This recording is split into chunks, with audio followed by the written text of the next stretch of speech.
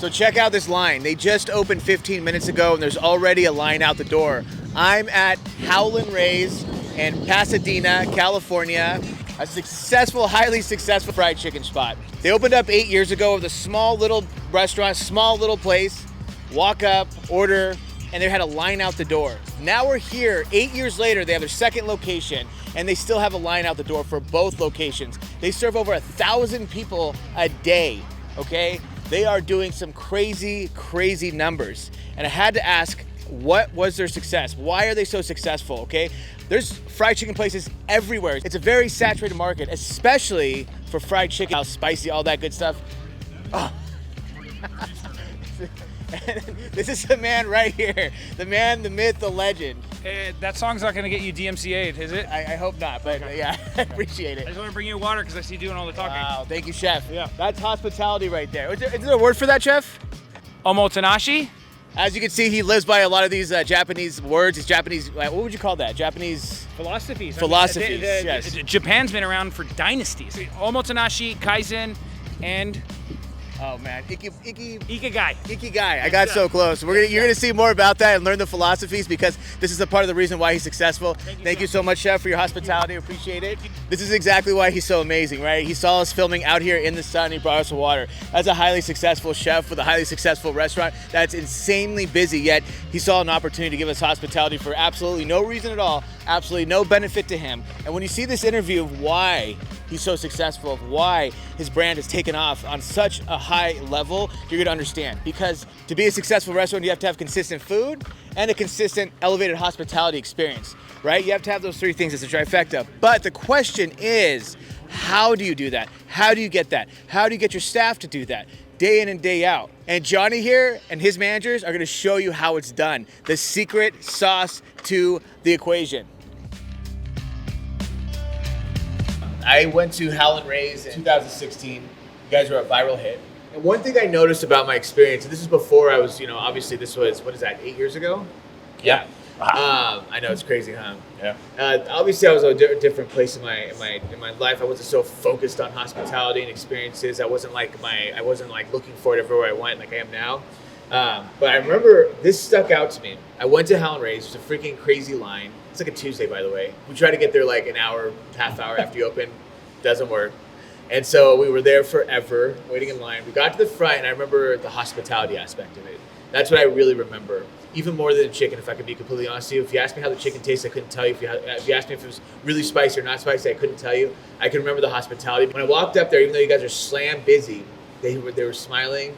They're super positive, and they were like really nice, and they were taking their time. They weren't rushed. And I got the food, and I remember also the systems, right? They rang it in, and then it was just like, I just saw them. It was just like bing, bing, bing, bing, bing, boom, chicken.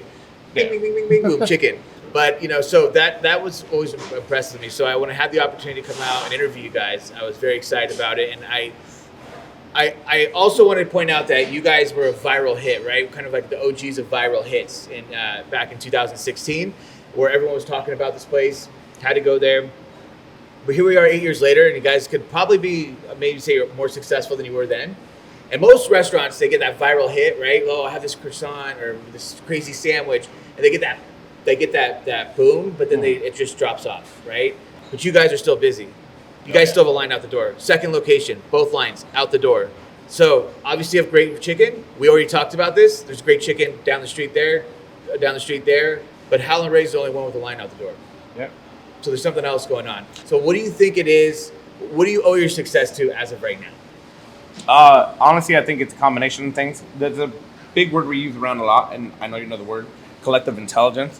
It's a collective intelligence. It's a combination of mentality. It's a combination of personality. It's a combination of drive. It's a combination of goals. It's just a combination of the people that we surround ourselves with. I think a testament to Chef Johnny and Amanda, just the people they've brought around, the people they surround themselves with, and who they've chosen to build with. I think that plays a factor to the success, because the same people who generally won are just very good people who want one thing, and just to make people happy, which I think nowadays it's kind of lost, and just providing a smile when you come in, because I think the idea and the concept of you're taking the time out of your day to come eat here. You're taking time. You've chosen to eat here. Like you said, there's good chicken everywhere. There's good food everywhere. But you chose us to come here And I think that mentality gets lost sometimes in people who work for you, because like, so you've taken 30 minutes, 40 minutes, an hour of your day to come be with us. I'm gonna give you everything I have for that 30, 40 minutes of your time. I'm gonna appreciate that 30, 40 minutes, the time you've given you. And that's shown between the front of the house hospitality, that's shown with the chef and the quality of the food they're given and the staff's mentality. I know Tessim, the chef Julian, he steps out all the time and thanks people. Hey, thanks for being out here. He talks to people. How many restaurants the chef steps out and it's like, hey, how's everything going? Not only restaurants, but QSRs. Exactly. Like how many? I've never seen that. I've never seen that with like a QSR, so that's impressive. Yeah. Yeah. Sorry, I want to jump in there. No, I feel like the success too is also from just the investment in everybody in the team. It's not just, how well we pay people, but how much we can give them to take outside of the kitchen. Because there's so many tools and skills you can learn at a job, whether it's how you communicate to people, how you handle situations. Learning how to cook is a great thing because you can take that anywhere. And you can apply it to your own personal life. That's something I learned more so in the last 6-7 years at Howlin than I have in my entire 14-year career of working in restaurants. And that's so I feel like I enjoy most here. It's like teaching people. I've always loved teaching, and here I can do it on so many different aspects and platforms because of the support that we have from Amanda and Chef Johnny, and the amount of care they had. Like Mario said, like, they are so driven to teach and give everyone the tools and resources they need to better themselves. And that doesn't stop them in any way of, keeping a successful business and a successful team. Yeah. So you said a lot of things. I mean, you're in my head. I'll tell you that right now, because I talk about this all the time. Anybody who's ever worked with me or works for me hears me just say this all the time. But people are trusting you with their time and their money. Those are the two most valuable things they have. So the fact that you said that was amazing, and that's what it is, right? 30, 40 minutes, that's amazing. Thank you for choosing us. There's so many options.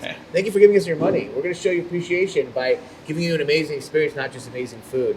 And then I love the term collective intelligence, right? It's just basically team, and I love that. And you guys say you say this a lot, people, right? People. It is about people.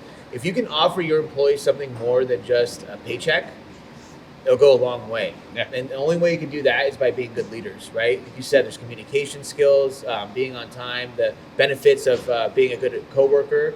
Because that I tell people this: you cannot compartmentalize your behaviors, right? So you might have someone that's in here and goes, "Well, I have a really bad attitude here, and I have a really bad work ethic here, but it's just because this place, I don't like it," right? So that's why it's their fault, not mine. But that's why. But trust me, when I go home, I'm just a great person. I have a great work ethic. All of a sudden, that just a flip switches. It's not the case. A hard worker works hard in any environment. A person with a good attitude has a good attitude in any environment. It might be dictated a little bit, sure. The hard work might go down a notch or two in a bad environment, but you're still a hard worker. Yep. But if you're not working hard, if you have a bad work ethic, if you have a bad attitude, if you're hard to work with, that's who you are, regardless of the environment. It doesn't matter how bad the environment is, it's you. And so I try and explain that to people. If you think that this is just a byproduct of because you're working in a bad environment, quote unquote, it's not. It's more. It's much more than that. How's it going, man? Hey, Chef. Nice to meet you, dude. Thanks for doing this. Yeah. All right. So what is that? What was that word? Ikigai. Ikigai. Yes. Okay. It's a Japanese term, and basically it's concept. The main concept of it is just what makes you happy, who you are, and how do you find that. And there's 4 principles to it. It's a balance of 4 key elements. Chef. Yeah, your passion, what you can get paid for, what you're good at, and what the world needs. Being able to live your life in a balance of all 4 of those is Ikigai. Okay. And that's why in Japanese culture, there's a lot of people that live so long, they have such healthy, full lives because they have Ikigai and there's In their life. in their life, and they're not So bouncing between anything. For example, like a shopkeep owner who's like 80 years old and he's outside sweeping the floor. Yes. He might be healthier than, let's say, a millionaire living in Beverly Hills right now because he has the balance of these 4 key elements, meaning his passion, his vocation, what he can contribute to the world. Maybe he's just a barber, but maybe cutting someone's hair every day and sweeping that hair off the floor gives him so much joy, and that person receiving it as well. So when you have that balance, that alchemy, I feel like you live a healthier lifestyle, and also that's a big part of, I think, why in Japanese culture they have a longer lifespan than, say, Americans. Well, yeah, because you see videos of like Japanese, even like for restaurants, right? It's like these like older ladies are like 90 or 100. They're just like, but they're like going away on the dough and making dumplings, and they're like preparing these heavy things, and you're like, why don't you just retire? That's the first thing that pops in your head. Yeah. Like, why are you working like that? But it's because Maybe that's what's keeping them alive. Exactly. Because once you stop the train and you stop using those muscles, you stop using that part of your brain and all that.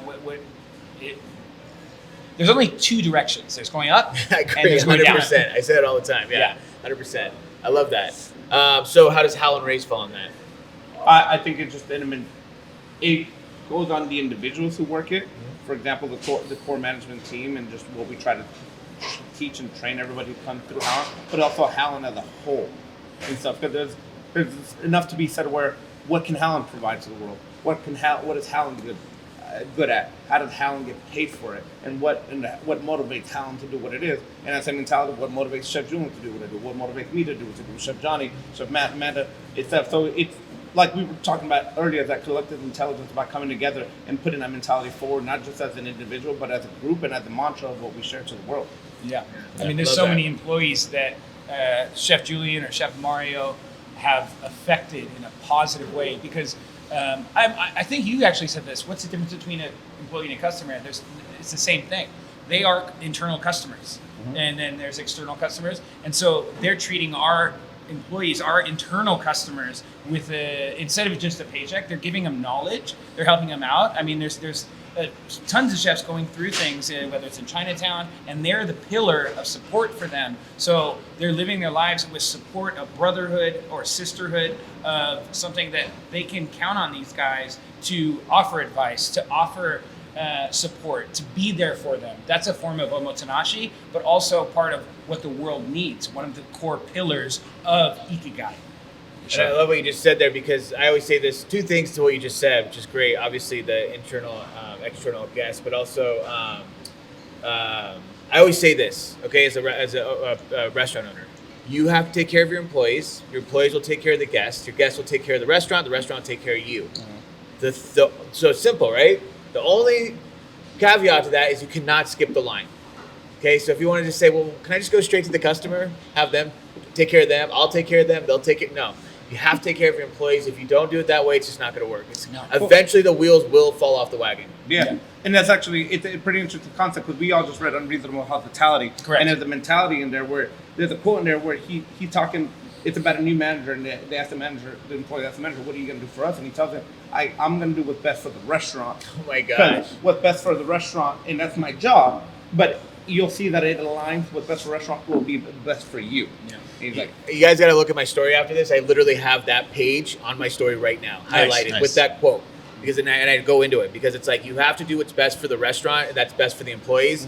And there's two things to that. I think we kind of talked about this, or maybe I was talking to someone else about it. But firing fast, only when you find like a bad apple, right? When you realize someone is just going to just poison the restaurant, the culture, and all that stuff. Yeah. Let's get rid of them. Yeah. Let's just cut the bleeding. Because as leaders, you want to be like, I can change people sometimes, and that's a good attitude to have. Yeah. But sometimes it can be detrimental. And that actually takes years to learn. You guys see that. Like, we've been through it, where it's like, is it enabling the relationship? Right, dude. Yeah. How do you? What helps this principle, I feel like, helps us now. We'll make our corrections, and if they cannot get corrected and the same mistake is happening, then that's the point where it's like, okay, it's no longer a good fit, because then it's enabling. But if we can correct someone, mistakes are good. Yes, right? yeah. I mean, it's 100%. That's how you learn. Yeah. You gotta 100%. you gotta see what's not working to figure out the path of success. But you have to have that simplicity and that system of like, I'm going to try and correct here, and if I can't correct, then I'm going to have to take And actions I outside can't. that. I cannot teach you, and if I cannot teach you, then there's other restaurants and stuff for you. Right. But in this restaurant, we just want to surround ourselves with coachable, teachable, good people, and that's it. No experience necessary. Exactly. No, nothing necessary except Our for those best things. employees are oftentimes from like Starbucks. Was that Mo? Mo. Yeah. Amanda was talking about Mo like came he's from one of my favorite Yeah, guys. grocery store or Yeah, he something? was at Ralph's. Yeah. He was at Ralph's. Yeah. Hey, you have people who never stepped foot in the kitchen? Yeah, you were from Craigslist. I was from Craigslist, never knowing what a restaurant was. I love that. I love that. See, You've that's never been to a restaurant before? Sorry. What is this? How restaurants work. I was going through a tough time. I had a rough upbringing. Restaurant. Because we were talking about this earlier before you came in, but I had working with the coffee shop, and these guys were just making coffee out of passion in their like kitchen, and then they were bottling it up for their friends. And they started selling it to their friends, and their friends started selling it, talking about it. They had a business, and they opened up a shop. Now they have a super successful shop, and they want to scale. And they're like, "Oh, what about management, this and that?" And I go, "Move up from within." Yeah. You take a barista who has no experience and move them up, because you guys are the case study that you can learn this. Yep. You guys were just literally making coffee for fun in your kitchen, and now you run a successful cafe with absolutely no experience or no knowledge of how to do that. Yep. You learned it. Yep. So that's all teachable. What you can't teach is coachability, willingness, Passion. good attitude, passion. Ikigai. How crazy is that? That in Japanese culture, because of the dynasties of being around for so long, they have one word where in English it takes 20 words to explain it. But they're just like, oh, omotenashi. Yeah, so when I talk to the sushi chefs at sushi bars, I'm like, omotenashi. They're like, yeah, omotenashi. Passing things with two hands. Why do you think our sandwich isn't like this? Why do you think it's like this? I don't know, but I want to know. Omotenashi. It's a form of respect. Why do you think in Korean culture the bill is passed with two hands? Form of respect, yeah. With a monetary exchange. Is there like an ideology behind that? Well, it's showing respect, it's showing appreciation, it's showing hospitality. Again, what we were talking about earlier is about you giving us your time, so I'm going to give you the same amount of time and respect and appreciation for that. So every little detail that you do comes with sort of appreciation, respect, and show you. It's like welcoming someone in your house. Every little detail. Making you feel comfortable as a guest. The temperature of the room, the lighting, the air quality, the air pressure. Shout out to... There's contractors that measure the air pressure of restaurants because it actually affects you. The feeling of you sitting there right now, the pressure in the room. How crazy is it to think about the fact that like there's restaurants that don't even consider the air pressure?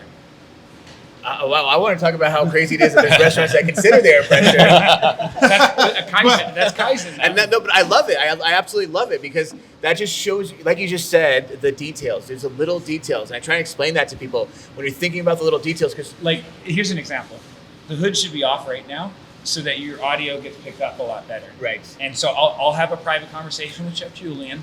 Oh, no. You will no longer be working with the company. Today's your last day.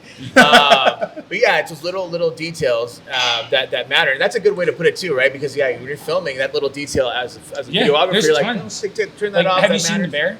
Oh, yeah. So Definitely. you guys want to tell him about the so there's a scene where after he gets like locked in the walk-in, and then you see the knives on the floor, you see the donut on the floor, you see the dirty kitchen, and it just breaks your heart, like as a chef. So you get to these breaking points, like when all those tickets were coming in, when they first started delivery, and all those tickets were coming in, and it's just one thing after the next thing, and the next, and then you get to this tipping point as a chef because there's so many details that you'll notice when you walk in. Like if I notice, oh, there's a little piece of paper right there on the floor. Oh, the hood's on right now. Oh, the temperature in the room, it could be a little bit better. Oh, we should have tightened up all these cables right here for him. But it gets to a breaking point sometimes when there's too many things going wrong, and Chef Mario can clearly explain it because he's seen it happen to me several times at Chinatown, and he's been a contributing factor, but he's getting better at it. Good stuff. Yeah. No, it's it's the details and stuff, and it's the little things that'll add up, and eventually you get to a point where things break. And to kind of piggyback what Chef Johnny was saying in that episode with the bear, what breaks him in that situation is tape, and how it's ripped instead of cut. Yes. And stuff. Yes. And it's those little things, and you never know. It's the little details that either make you or break you, and they can go either way. But if you don't focus on the details, if you don't focus on the small things that make you successful, the small things that are core values to you, that are important to the restaurant, to the culture, to the mentality, to what makes you as a restaurant as a whole, as an individual, then you're going to go in a negative way, and it's going to break. Yeah. A big part is controlling chaos. Every day is a chaos day. Like, hey, should I tell them about what I had to do the other day? Yes. Someone told me to ask you. That wasn't enough. I'm going to tell you that much. They said, ask him what happened the other day in the morning or something. Do you want to tell him? Because I might, mine might be the vulgar. Can you? Yeah, so it was like, the vulgar part. My wife will, she'll see it and she'll be like, yeah. So someone left a little present on our patio yesterday morning Wow. or the day before. Wow. So yeah, personal handcrafted. Chef Johnny. I hope it wasn't handcrafted. I hope it wasn't half-crafted. Man-made gift. Around the bush. you can tell gender from just looking at it. Human made. Wow, yeah. They thought it was a bear at first. Yeah, but at first, yeah, we Wow. called animal control if anyone lost a bear. And then, so Chef Johnny stepped in and handled it. And I told all the employees, I was like, no one's going to touch that. I'm going to clean that, because the form of Omotenashi is the idea and the principle. There is no menial task. So they're actually going to get respect for me. You see the goosebumps, because I'm doing something like picking up something off the floor, Yes. offering a water. So there is no menial task. There's nothing that is below you. Yeah, and I learned that from a mentor of mine, and I even way before I ever got into leadership or anything like that. And even when I was in leadership, I would be the first one to, it's like do the dishes, jump in there, bust tables, do the dirty work. Of course, like the other day, someone was telling me about. I don't even like the term dirty work, because it's like we did a competition. that's a great- who can tie the trash the fastest between 4 of the top hitters of the bagging, and I think I came in second or third. Yeah, you the came in prize second. was Yeah, Matt like some came, I think, last. Oddly. Yeah. Shout out to Chef Matt. Last place on the trash time. You can do it, Murphy. You can't tie trash. But yeah, that's culture. Okay, Yeah. that's culture, and that's how you get people to work for you. Yeah. Want to work for you. Yeah, Get because they behind respect who you are. you. Yeah, exactly. There's some, if you remember this one, the pillars of leadership. Yes. This is a concept we talked about like 8 months ago. And stuff. It's got the memory of an elephant. And I may butcher some of this, so please step in and correct me. So the pillars of leadership is just, you, where you are in leadership and everything, and just tying everything together with Omotenashi. It doesn't matter what makes a good leader, what makes the mentality of a good mentor, who's going to lead the ship towards, the waves and stuff, and just what mentality you got to bring in together. And it's one of the small details that Omotenashi is like. There's no small detail. You have to be able to be the front lines in everything that comes toward you. Whether it is human feces, whether it is an angry customer, whether it is the fire in the kitchen, you were the front and center to handle it. Because if you can't handle it, then you can't expect other people below you to do the same thing you're asking them to do. Yeah. You are the resolution. Yeah. You are not the problem. Mm-hmm. Another thing, though, is in terms of leadership, people will follow you as a leader for different reasons. Yes, so it's because you're the leader, you're in charge. That's just your role. Because you're in that role, people will follow you, and then they will follow you if they see that there's something that you can provide them. Like knowledge. They will follow you if they. There's different levels to it. Yeah. Like to achieve the pinnacle, you have to climb through the tiers. climb through the tiers. So let's say first tier is they respect Chef Mario because they see how he works. So they follow him and he's a leader. Next step would be something where they respect who he is as a person, right? So they see him and they see how he is with customers. That respect is even higher. So he's a more effective leader. And then it just keeps going, and there's different terms to it. And Awesome. Yeah, that's amazing. And I couldn't agree more. And now that we're talking about leadership, you have 2 leaders right here who seem like pretty amazing leaders. And I'm sure you guys, I'm going to guess, you guys were born that way. No. Yeah. You're somehow taught these skill sets you have right now. These I mean, he very didn't know what a powerful restaurant was. You've come a long way. What is this? Where do they serve food here? Yeah. So I pay you? I don't understand. What is this? So how did they go from, working with you, and have you seen advancements? Oh my God. Every day I count my blessings on the team that I work with, and it's not that it's my team, it's a collective team. It's everyone. I'm really good at a few things. He's really good at a few things. And I mean, shout out to Chef Tess, Chef Allison, Chef Matt, Chef Amanda, Chef Mario, Chef Julian. It's like such a strong equipo. There's a Spanish saying, sin mi equipo, soy nada. Which means without my team, I'm nothing. So, and it's true. I'm just this wild, like, chef guy that's just blah, blah, blah, you know, cooking and all that stuff. I need structure. I need humility. You know, I need to stick my hand in the dirt. I need it. Yeah. A lot of like me and my wife were talking about this. The restaurant industry is hard. We were looking at a chef that grew up with me in the same kind of era, and if you saw photos of him, he looks wrecked. And we were talking about it, and she said to me, see, this is what happens if you continue living as hard as you're living, because the biggest obstacle as chefs, I mean, there's a quote from Farron Adria about being a chef is one of the most maddening crafts. Yeah. Remember that quote on the Sure. card that I got Sure. you for the emerald thing? You got to bring up that emerald story. Sure. But yeah, so I need that balance. I need people. Like one day, he sent me home. He's like, Chef, you look tired. You look really, really tired. And I was like, you know what? Thank you, Chef, for telling me. I'm going to send myself home. Or he sent me home, basically. And I came back home. And since that day, I'm always like coming in, sharp, clear skin, clear eyes, full hearts, can't lose.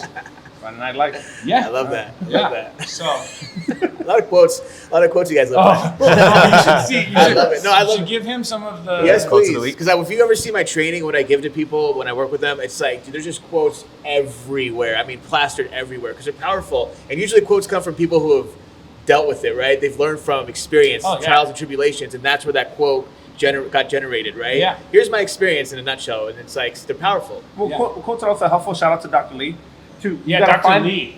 Yeah. Which is a speech coach, which, by the way, the We'll have only to way tag and him. reason I'm able to articulate and speak to you in a very calm manner, because Dr. Lee helped a lot with that. So Yeah. I'm Might gonna check that help with out. Yeah. But one of the things he taught us about communication was finding a way to communicate with someone, finding a way to reach them on a deeper level. And I think quotes are very helpful with that, because they cover so many different subjects in so many different matters, in so many different ways, that you just find the right quote that'll mean something to somebody, whether it's a sports quote, whether it's a kitchen quote, whether it's just a life quote.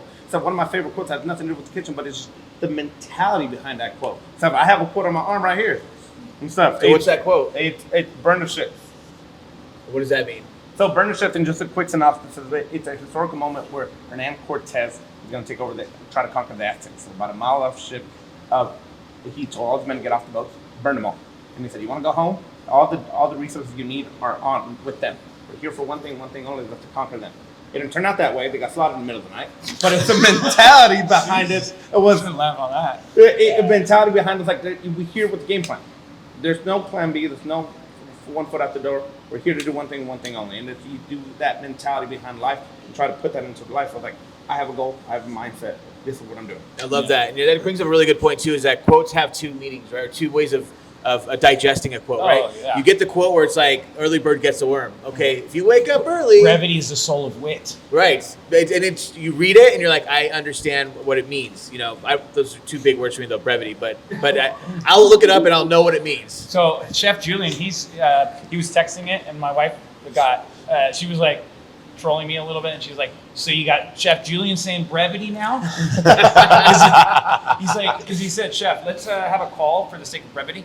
And I was like, I remember "Chef?" that time. That's awesome. That's So awesome. brevity is like condensed, Condensed. shortness. Got it, okay. So brevity being the soul of wit.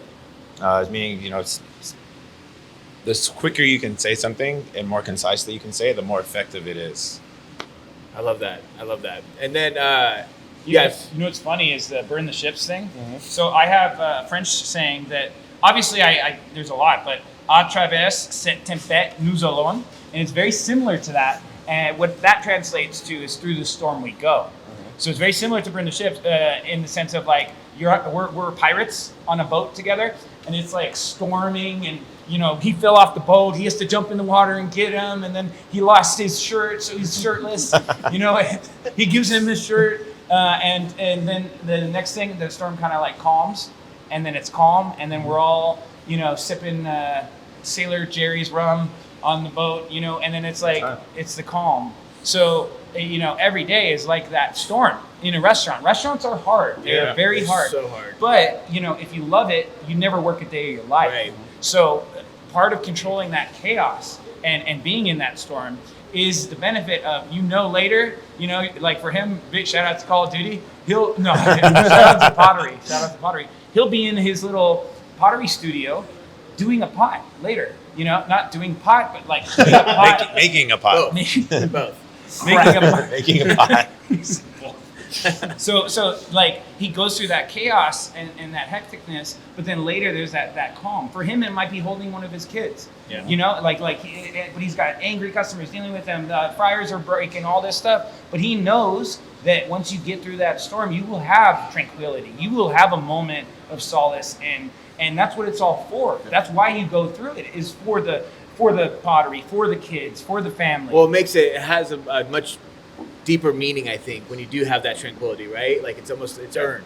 Yeah. You know, but it also Because it's a form of, it starts with an I. Ikigai. Yes, I want to chef. say hibiki so bad, the Japanese whiskey.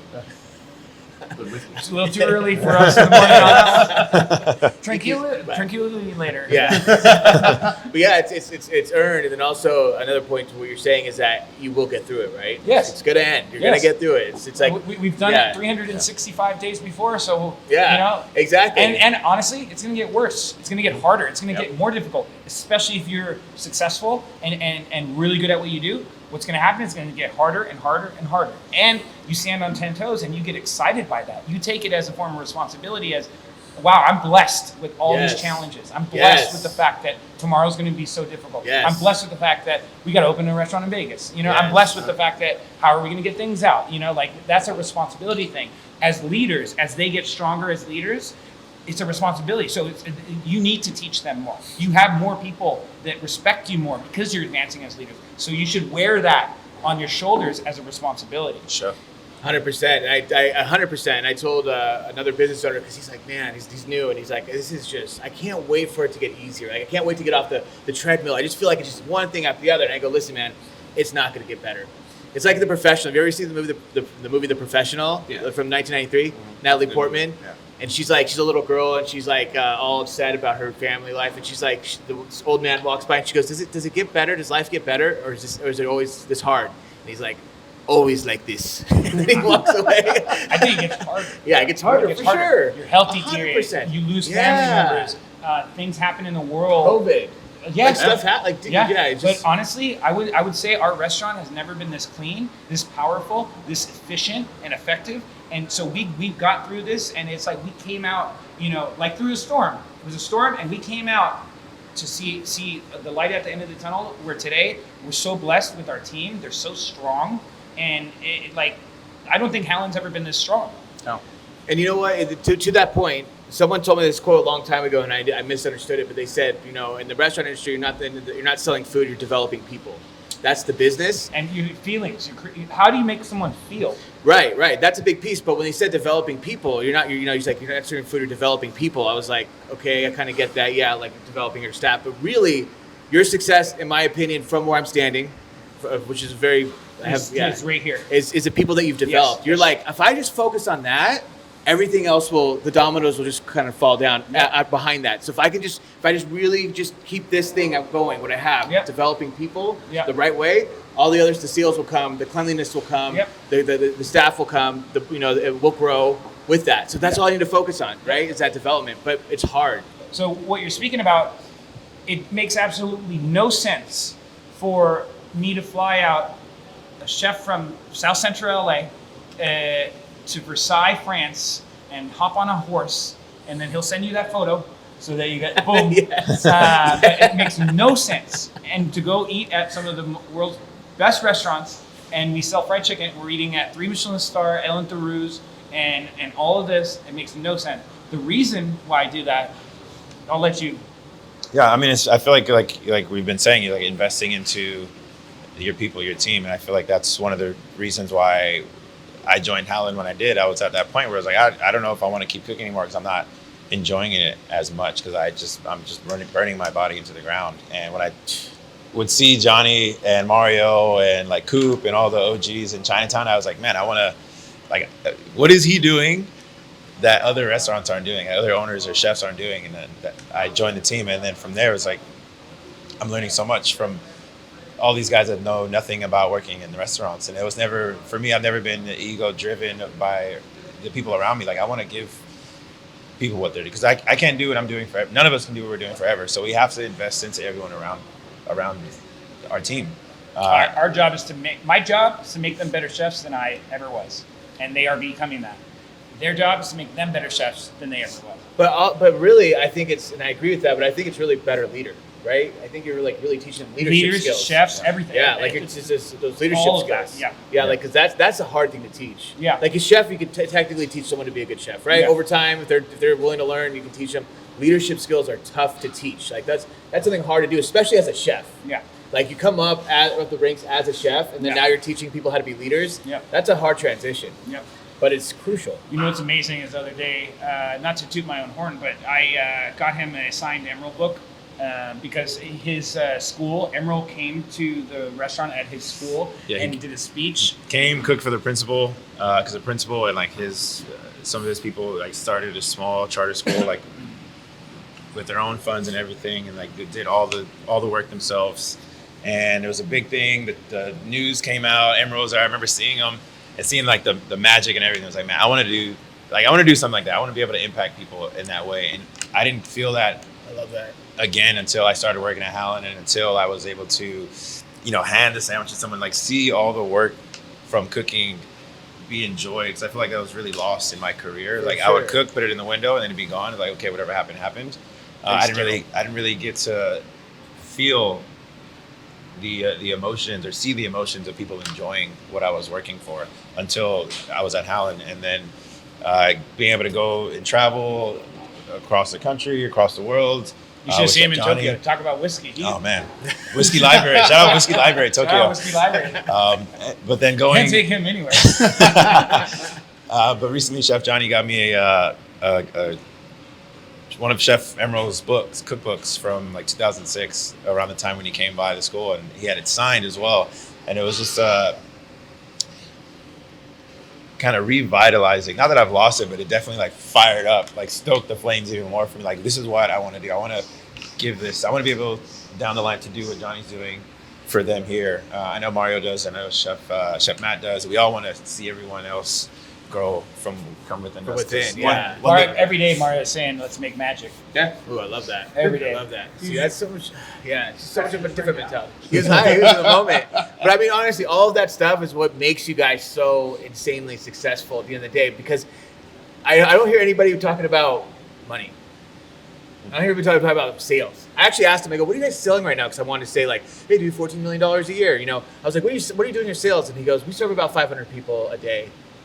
That was his response, right? He wasn't like thinking sales; he's thinking people. That could distract you. It could be a distraction. His job is to make magic, and that's what he does every single day. His job is to make magic and cook and train and develop. My job is to inspire. That's our jobs. Money, we have accountants for that. You can deal with it. You know what I mean? Yep. Like some of our guys are at ridiculous salaries with ridiculous benefits, but and my accountant's like, "Why don't you open 7 days?" And because I want people to have a life. 2 days. Closed. 5 days open. That's it. And they're junto too.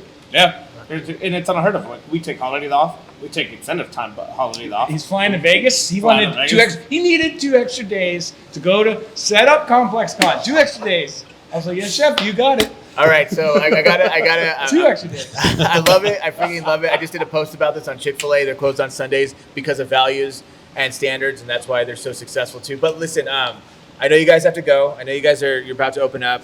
I just want to end it with this. Can you describe in one word how to make a restaurant successful? If you had to give a restaurant owner who's like striving to be as successful as you, one word. I think we said it a couple times. Yeah, I'm gonna say it. Well, individually. Yeah, I want to hear you I'm guys. gonna start with Omotenashi. Okay. Omotenashi. The art form of hospitality, because that embodies so many things. How do you close a box and how do you pass it to someone? Look, here. Like here. You see? And I'm looking in the eyes. That's a form of hospitality, right? How clean is the box? All that stuff. Would you like a bag as well? Body language. Thank you so much. If you need anything, my name's Johnny. You know what I mean? Omotenashi. One word. I think I don't want to piggyback and say the same thing, so I'm going to say Ikigai. Just find out what makes you happy, how do you get successful with it, what you can provide to the world, and what motivates you, and then take that and apply it to everything you do. I would say fearlessness, to kind of tie in the ship tattoos, like thinking about getting through the storm, but also not being afraid of having to weather the storm and take on whatever's happening. Like the story of the buffalo, which these guys will that'll be our nightcap. Yes, yeah. The buffalo story. We're gonna have to do another. We We're could gonna have spend to do another hours interview here. for sure. Yeah, we're gonna have to do another interview for Yeah, sure. who's sharing the buffalo story? I can tell you Brevity. that. Yeah, brevity. Buffalo. With brevity. All the animals go around the storm. The buffalo goes through the storm because they know it's the fastest way to get through it. Because they're fearless. Yes. Yeah, love it. And well, because their genes and their traits for years, they have the genetics, the coats and everything. So they walk through the storm. So there's a lot we can learn from buffalo because sometimes the fastest way out of a storm is to walk head on straight into it with fearlessness. What's that Into old it. saying? The fast way to go through hell is walk right through it. I love it. I love it. Shout out to Cowboy Boots. It's been great. We Yeah, this is appreciate awesome. you. No, Yeah, pleasure thank was you so all much. mine. Yeah. Pleasure was all Thank mine. you, Preston. Yeah, It's thank been a you. lot of fun. Thank you. Appreciate it. Yeah, you got it. He saw that we were wrapping up, and so he got Chef Eddie. We just want to shout you out. Come over here. We just want to say thank you, Eddie. Eddie's going to New York. He's actually going to be dining at Will Giarda's restaurant. Or he's no longer part of it, but I know. EMP. It's like vegetarian now or something, right? Yeah, we're so Vegan? excited. He's going to be dining with his 10-year-old daughter there. Oh. Yeah, Chef Julian got him a Are you guys reservation. hiring? Huh? Are you guys hiring? Because we're looking for. I'm trying to go places. I'm trying to travel. No, but Chef Eddie prepared you guys' food. Thank you. What'd you prepare? I got you guys 4 mild sandals, a flight of sauces for one each, and throwing up a little sides too, going to some potato salad, banana pudding, and collard greens. Thank you, Chef. There you go. That's Yeah, amazing. no worries. Excited. Anything you want to plug in this camera, this camera, this camera? Are you excited for New York? I'm excited for New York. I'm excited for November. November is popping. We got events coming up, like the Super Bowl of events. You got New York. I've never been out of state or on that side. More importantly, the meal that at 11 Madison Park, that's gonna be sick. And we had recently all read the book as a team. Nice. So being there and experiencing it and seeing everything is just like a whole nother. There's levels to the food, man. There's like so many avenues to food. I'm excited for you. Yeah, it's crazy. Yeah, it's getting wild. And a 10-year-old sitting through something like that is like, she's all like, is it like Ratatouille? I was like, just like Ratatouille. A mini one. Eddie, Who's leading? A mini one. Mini. Howlin 3. 1, 2, 3. Howlin. There you go. All right, love it.